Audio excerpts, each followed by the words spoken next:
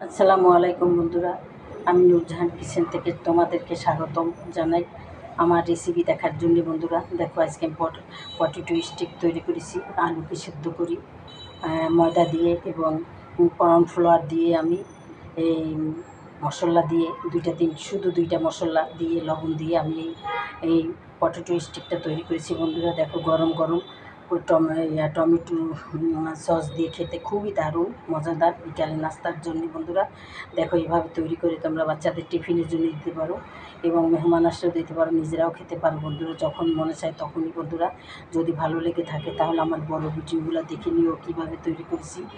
আর যদি আরও ভালো লাগে তাহলে অবশ্যই আমাকে একটা লাইক দিবে আর আমার চ্যানেলটাকেও সাবস্ক্রাইব করে দেবে এবং শেয়ার করে দেবে। তাহলে আমি সুন্দর সুন্দর ভিডিও নিয়ে আসবো। কিছুটা বড় করেছি, কিছুটা ছোট করেছি। বন্ধুরা